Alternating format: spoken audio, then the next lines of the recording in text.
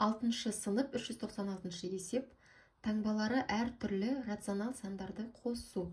Яғни бірінші бізде 9 плюс пен минус болып кетеді. 1/2-ден 1.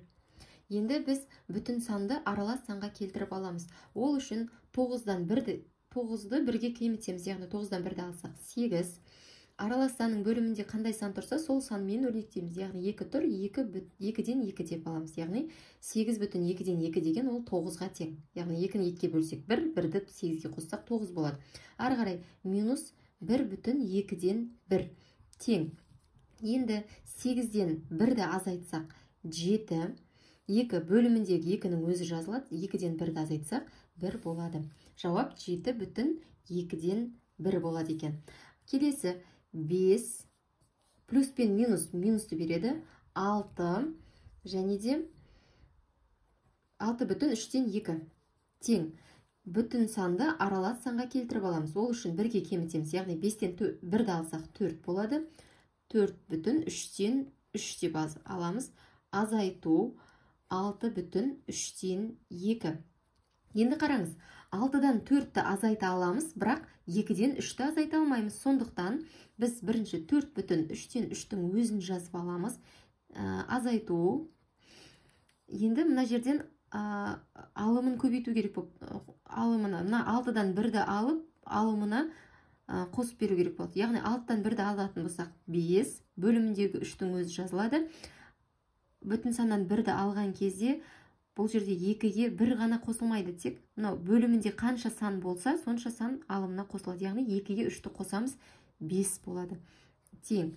Енді 5-тен 4-ті алсақ 1, бөлімінде 3-тің өзі жазылады. 5-тен 3-ті азайтсақ 2 болады.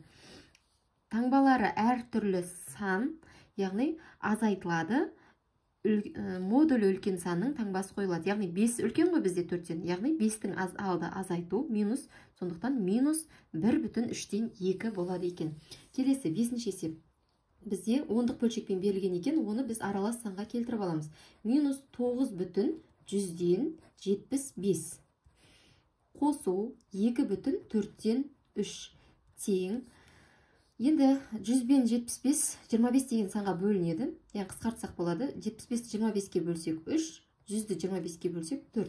Яғни минус 9/4-ден 3.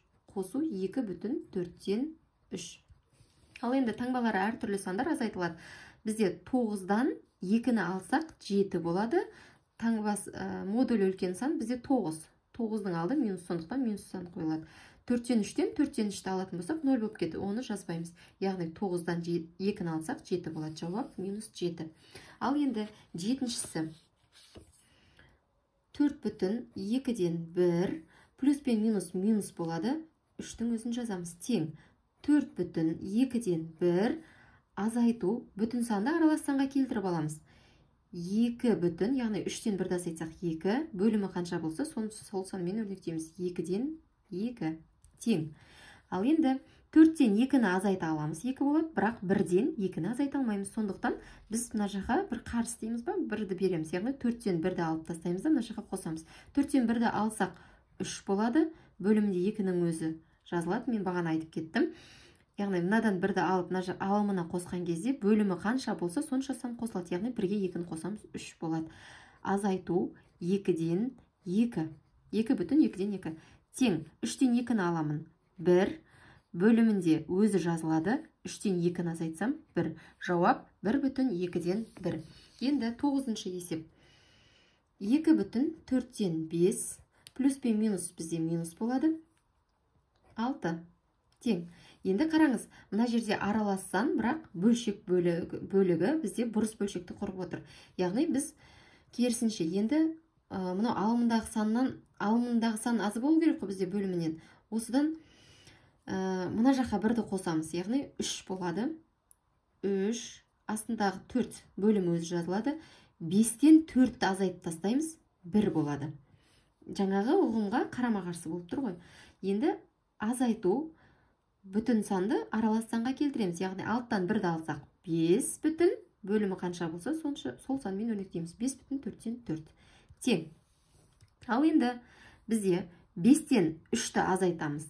2 бөлімінде 4-тің өзі жазылады. 4-тен 1-ді азайтамыз. 3.